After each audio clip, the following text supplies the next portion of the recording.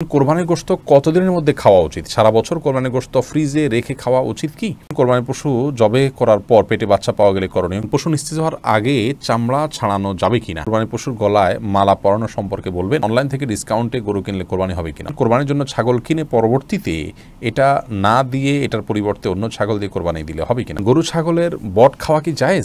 হুজুর, গরুকে জবাই করার সময় নাম নেওয়া আবশ্যক নাকি? আকিকা ও কোরবানির গোশত বন্টনের নীতি কি একই? আমরা আর বিলম্ব না করে চলুন আপনাদের গুরুত্বপূর্ণ প্রশ্নগুলোর উত্তর দেওয়ার আলোকিত ভুবনে প্রবেশ করি। আব্দুর রহমান জানতে চেয়েছেন, পশু নিস্তেজ হওয়ার আগে চামড়া ছাড়ানো যাবে কিনা? পশু নিস্তেজ হওয়ার আগে যদি চামড়া ছাড়ানো হয় তাহলে এই কাজটি অন্যায় এবং অনুচিত কাজ, যেটা অনেক সময় কসাইরা করে থাকেন। একাধিক পশুর কাজ তারা ধরেছেন, সেজন্য তারা এটি করে থাকেন। আগে থেকে কসাইদের সাথে এই বিষয়গুলো নিয়ে বোঝাপড়া করে নেওয়া উচিত এবং কোনো অবস্থাতেই আপনার পশুকে এভাবে কষ্ট দেওয়া উচিত না। অকারণে পশুর প্রতি অমানবিক আচরণ করা ইসলাম শরীয়তের দৃষ্টিকোণ থেকে গুনাহের কথা। আল্লাহ রাব্বুল আলামিন প্রত্যেক পশুর প্রতি, সব কিছুর প্রতি আমাদেরকে ইহসান করার নির্দেশ করেছেন। এমনকি যখন জবে করব তিনি বলেছেন, ওয়াইদা যাবাহতুম ফাহসিনু যিবহাতা, জবে করলে জবাকৃত পশুর প্রতিও তোমরা ইহসান করবে এবং ছুরিকে ভালো করে ধার দিয়ে নেবে, যাতে করে অহেতুক তাকে বেশি সময় ধরে পচাতে না হয়। সেখানে পশুর প্রাণবাহির আগে থেকে চামড়া ছেলা শুরু করা, রক কাটা, এগুলো অত্যন্ত গর্হিত কাজ, এটা অনেকেই করে থাকেন। আমরা যথাসম্ভব নিজের জায়গা থেকে সাবধান থাকবো ইনশাআল্লাহ বিদিনিল্লাহ। মাথা বামা জানতে চেয়েছেন, কোরবানির পশু জবে করার পর পেটে বাচ্চা পাওয়া গেলে করণীয় কি? শরীয়ত অনুযায়ী নিয়ম হলো সেই বাচ্চাকেও জবে করে দেওয়া, যদি আপনার খেতে ইচ্ছা না করে না খেলেন। আব্দুল নূর জানতে চেয়েছেন, কোরবানির পশুর গলায় মালা পরানো সম্পর্কে বলবেন। মালা পরিয়ে যদি নিজের জাহির করা হয় যে আমার কোরবানির পশু এটি, মানুষ জানবে, এবং অনেকে আপনার ফুলের মালা ডালা ইত্যাদি পরিয়ে থাকেন মানুষের দৃষ্টি আকর্ষণ করার জন্য, এই কাজগুলো অনুচিত, অন্যায় এবং নিজের নিয়তের বিশুদ্ধতা যেটি আছে তার পরিপন্থী কাজ, এগুলো করা উচিত নয়।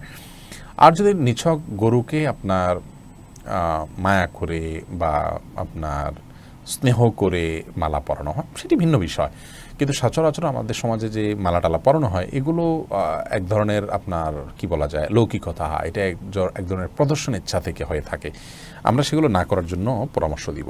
কামরুজ্জামান মারুফ জানতে চেয়েছেন, অনলাইন থেকে ডিসকাউন্টে গরু কিনলে কোরবানি হবে কিনা? অসুবিধা নেই, আপনি কোরবানির গরু কেনার পর যিনি বিক্রি করেছেন তিনি আপনাকে ডিসকাউন্ট দিলে আপনি সেটি গ্রহণ করতে পারেন। আপনি তো কোরবানির পশু টাকা দিয়ে কিনে নিচ্ছেন, ডিসকাউন্ট দিলে তিনি তার ডিসকাউন্ট আপনি নিতে পারেন। আলামিন আলাজার জানতে চেয়েছেন, কোরবানির জন্য ছাগল কিনে পরবর্তীতে এটা না দিয়ে এটার পরিবর্তে অন্য ছাগল দিয়ে কোরবানি দিলে হবে কিনা? জি, যার উপরে কোরবানি বর্তায় তিনি চাইলে এটা পরিবর্তন করতে পারবেন।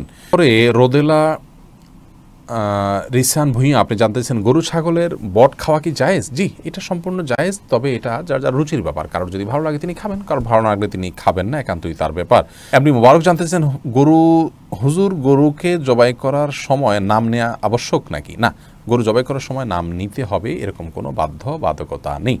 আমরা অনেকে মনে করি যে গরু জবাই করার সময় নামের তালিকা ধরে পাঠ করতে হয়, এটা কোনো আবশ্যক কিছু না। বিধায় এটাকে আমরা আবশ্যক মনে করব না। এটাকে আবশ্যক মনে করলে বরং সেটি সমস্যা হবে। তবে হ্যাঁ, জবাই করার আগে আমরা যাদের পক্ষ থেকে কোরবানি করছি তাদের কথা উল্লেখ করে যদি বলি, আল্লাহ এটা অমুক অমুক অমুক অমুক, তাদের তরফ থেকে কবুল করুন। তাদের বাবার নাম উল্লেখ করতে পারেন, অমুকের ছেলে অমুক, অমুকের ছেলে অমুক, অমুকের মেয়ে অমুক, এভাবে বলতে পারেন।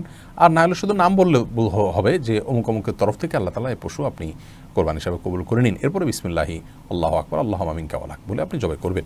এটি করাটা মুস্তাহাব, নাম উল্লেখ করাটা, কিন্তু করতে হবে এমন কোনো বাধ্যবাধকতা নেই। না করলেও কোরবানি হয়ে যাবে। আল্লাহ তাআলা ভালো জানেন আপনাদের অন্তরে কি আছে, কারা কারা নিয়ত করেছেন, অতএব সেটি অসুবিধা হবে না। আলম সিদ্দিক জানতে চেয়েছেন, আকিকা ও কোরবানির গোশত বন্টনের নীতি কি একই? জি, অলমোস্ট একই। এমডি মেহেদি হাসান আপনি জানতে চেয়েছেন, জাকাত নাকি কোরবানি, কোনটা আগে করতে হবে? আমি যদি জাকাত দেওয়ার যোগ্য হয়েও না দেই কিন্তু কোরবানি করি, আমার কোরবানি কি আদায় হবে? দেখুন, জাকাত এবং কোরবানি দুটি পৃথক ইবাদত। আপনি যদি জাকাত না দেন তার জন্য অপরাধ হবে, কোরবানি না দিলে তার জন্য ভিন্ন অপরাধ হবে।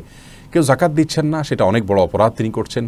কিন্তু জাকাত না দিয়ে কেউ যদি কোরবানি করেন তাহলে ব্যাপারটা এরকম হয়ে গেল যে আমি তুলনামূলক অনেক গুরুত্বপূর্ণ কাজ বাদ দিয়ে কম গুরুত্বপূর্ণ কাজ করলাম। অনেকটা বলতে পারেন লুঙ্গি খুলে পাগড়ি পরার মতো। কারণ আপনি অর্থ খরচ করে জাকাত দিচ্ছেন না, জাকাত গরিবকে পরিপূর্ণ দিয়ে দিতে হবে হয়তো সেই কারণ থেকে। আবার কোরবানি দিচ্ছেন কারণ কোরবানি গোশত আপনি আহরণ করবেন, নিজের বাসায় উঠবে, সেজন্য হয়তো দিচ্ছেন। আল্লাহ মাফ করুক, সবারই উদ্দেশ্য থাকবে এমনটাই নয়, কিন্তু এরকম উদ্দেশ্য থাকতে পারে অনেকের। তো এরকম যদি হয় তাহলে এটাতে কোরবানি নয়, এটা নিছক গোশত খাওয়ার উৎসব। এই কোরবানি তো কোরবানি হবে না। আর যদি এমন হয় যে তিনি জাকাতটা দিয়ে থাকেন, এখন হয়তো এবছরে জাকাত দেন নাই বা দিবেন, এরকম হয়, তাহলে সেক্ষেত্রে তিনি অবশ্যই কোরবানি দিতে পারেন। এবং কোরবানি যেহেতু একটা নির্দিষ্ট সময়ের মধ্যেই দিয়ে ফেলতে হবে, অতএব এটি দিয়ে পরবর্তীতে তুমি যত দ্রুত সম্ভব তার জাকাত তিনি আদায় করে দিতে পারবেন। এরপরে সাদিয়া আক্তার প্রিয়া জানতে চেয়েছেন, কোরবানির গোশত কতদিনের মধ্যে খাওয়া উচিত? সারা বছর কোরবানির গোশত ফ্রিজে রেখে খাওয়া উচিত কি? বল সাদিয়া, কোরবানির গোশত ফ্রিজে রেখে আপনার খেতে হবে এমন কোনো বাধ্যবাধকতাতে নেই। আমরা এটা কিছুদিন খেলাম, এটা দিয়ে আমাদের 6 মাসের গোশত কেনার কাজ সারলাম, এমনটি করাটা জাস্ট মানে কোরবানির সাথে যায় না, অনুচিত এটুকু বলতে পারি। কিন্তু এরকম কোনো সীমানা বলে দেয়নি শরীয়ত যে এর বেশি রাখা যাবে না। কেউ যদি 6 মাস 8 মাস রেখেও খায় তার কোরবানি হয়ে যাবে ইনশাআল্লাহ বিইذনিল্লাহ। কিন্তু এটাকে দিয়ে আমার পরবর্তীতে গোশত কেনা থেকে আমি বেঁচে গেলাম, এটা দিয়ে সারলাম, এই মানসিকতা রেখে অনেকে কোরবানি দেন, সেটা উচিত না। বাট আপনি চাইলে যে কোনো সময় পর্যন্ত রেখে এটি খেতে পারেন। জিল্লুর রহমান জানতে চেয়েছেন, আরাফার দিনে রোজার ফজিলত সম্পর্কে বলুন। আরাফার দিনে রোজার ফজিলত হলো, নবী করিম সাল্লাল্লাহু আলাইহি ওয়াসাল্লাম বলেছেন, আহতাসিবু আলাল্লাহি আন ইউকাফিরা সানাতাল্লাতী ক্বাবলাহা আল্লাতী বা'দাহা, যার অর্থ হলো সানাতাল্লাতী ক্বাবলাহা আল্লাতী বা'দাহা, যার অর্থ হলো আরাফাত দিনের রোজা যদি কেউ রাখেন তাহলে 1 বছর পূর্বের এবং 1 বছর পরের অর্থাৎ অগ্রিম গুনাহ খাতা আল্লাহ রাব্বুল আলামিন মাফ করে দিবেন।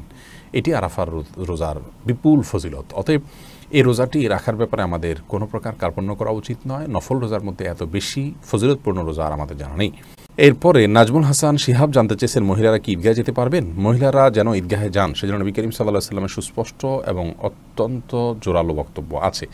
এমনকি যারা মাসিকে আছেন, ঋতুবতী আছেন, তাদের কথাও নবী সাল্লাল্লাহু আলাইহি ওয়াসাল্লাম বলেছেন তারাও যেন ঈদগাহে যান এবং তারা নামাজ পড়বেন না, কিন্তু জিকিরে, দোয়ায়, আনন্দে শামিল হবেন। আবার যাদের পর্দা করে যাওয়ার ব্যবস্থা নাই তাদেরকে বলা হয়েছে অন্যের পর্দার বা ওড়নার মধ্যে মাথা লুকিয়ে হলেও পর্দা করে তারা যেন যান। তার মানে নবী করিম সাল্লাল্লাহু আলাইহি ওয়াসাল্লাম মেয়েদেরকে আপনার ঈদগাহে যাওয়ার ব্যাপারে খুব বেশি উৎসাহ দিয়েছেন।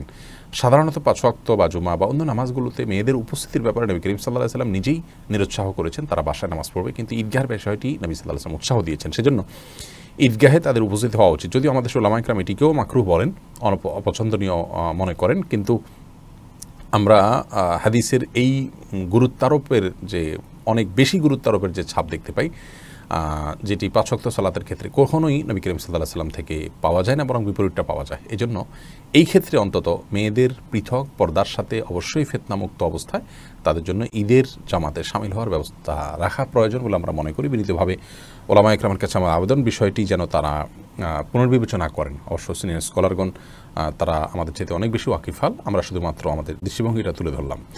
এমনি ফারুক হোসেন খন্দকার আপনি জানতে চেয়েছেন, কোরবানির পশুর ছবি ফেসবুকে আপলোড দেওয়া কি সঠিক? কোরবানির পশুর ছবি ফেসবুকে আমরা আজকাল আপলোড দিয়ে থাকি, এবং শুধু আপলোড দেওয়াই নয়, কয়েক দফায় আমরা আপলোড দিয়ে থাকি। কোরবানির পশু কিনতে যাওয়ার সময়, কিনে আনার পর, জবের পর, গোশত আহরণের পর, খাওয়ার সময় সেলফি বা সাধারণ ছবি তোলা, এগুলো করে করে আমরা সোশ্যাল মিডিয়াতে সেগুলোকে প্রচার করে থাকি, এবং এটিকে আমরা করে থাকি অনেকটা বিনোদনের অংশ হিসাবে। সন্দেহ নাই সুস্থ বিনোদনের যে জায়গাগুলো সেগুলো আজকাল অনেক বেশি সংকীর্ণ হয়ে গেছে, যার কারণে একটি ইবাদত সেটিকে, বিশেষ করে যার সঙ্গে আনন্দ এবং উৎসবের বিষয়টি রয়েছে ইসলামিক দৃষ্টিকোণ থেকেই, সেটিকে আমরা নিয়ে যদি আনন্দ করি তাহলে এটাকে অনেকেই মনে করেন যে খুব বেশি দর্শনীয় কিছু নয়। যদি এটা লৌকিকতা থেকে না হয়, মানুষকে দেখানোর টার্গেট না থাকে, এবং লাইক কমেন্ট পাবো অনেক বেশি, আমার পোস্ট রিচ হবে, এরকম কোনো ধান্দা বা উদ্দেশ্য না থাকে, জাস্ট একটা আনন্দ আমি শেয়ার করলাম, এই দৃষ্টিকোণ থেকে যদি কেউ করেন এটি করতে পারেন। কিন্তু তাই বলে একেবারে ধাপে ধাপে এগুলোকে এভাবে দেয়া, এটা ইবাদতের সাথে আসলে যায় না। এখানে লৌকিকতা না থাকলেও লৌকিকতার বিষয়টি চলে আসে, এজন্য এটাকে পরিহার করা উচিত। আমাদের দেশের ওলামায়ে কেরাম যেরকম এটিকে উৎসাহ দেন না, এবার নিরুৎসাহিত করে থাকেন, একইভাবে আরবিয়ান স্কলাররাও এবার নিরুৎসাহিত করে থাকেন। ডক্টর সাঈদ আমের, যিনি আল আজহারের আমিন আম ইফতার ফতোয়ার বিভাগের, তিনি এবং আরও অন্যান্য স্কলারদের অনেকেই এ ব্যাপারে নিরুৎসাহিত করেছেন, এবং এটাকে কেউ কেউ নাজায়েজ বলেছেন। বিধায় যথাসম্ভব এগুলো থেকে আমাদের বর্জন করা উচিত। শেখ মোহাম্মদ সাল্লাম ওসামিন রাহিমাহুল্লাহ তো এটিকে সম্পূর্ণ নিষিদ্ধ এবং নাজায়েজ বলেছেন। যার কারণে কোরবানির পশুর ছবি ফেসবুকে আপলোড দেয়া, এটা যে কালচার আছে এখান থেকে আমাদের সরে আসা উচিত। বিশেষ করে আপনার এটার মাধ্যমে লৌকিকতার বিষয়টি চলে আসে এবং পার্থিব উদ্দেশ্যটি চলে আসে। এরকমটি করা উচিত না। ইবাদতের মধ্যে এ ধরনের সেলফি তোলা এবং এটাকে খুব বেশি প্রচার করার মধ্যে কল্যাণ নাই। এটা প্রকাশ্য ইবাদত আমরা প্রকাশ্যে করব, কিন্তু তাই বলে মানুষকে বলে বেড়াবো, ঢোল বাজিয়ে বেড়াবো, এটির কোনো প্রয়োজন নেই। কোরবানির ঈদ উপলক্ষে আমরা নানাভাবে আমাদের আনন্দের কথা প্রকাশ করতে পারি, কিন্তু সেটার জন্য আমার ইবাদতকে দেখেই বেড়াতে হবে। অনেক সময় দেখা যায় অনেকে দেখাতে চান আমার এই পশু আমি কোরবানি করছি, আকার এরকম বড়, এই উদ্দেশ্যগুলো এখানে চলে আসে। যেহেতু অসৎ উদ্দেশ্যের দুয়ার এখানে অনেক বেশি উন্মুক্ত, সেজন্য এটা পরিহার করা উচিত। হ্যাঁ, কেউ যদি সৎ উদ্দেশ্যে করেন, কেনাবেচার উদ্দেশ্যে অথবা কোনো কারণে ভালো কোনো উদ্দেশ্যে করেছেন, তাহলে সেটি জায়েজ হবে ইনশাআল্লাহ।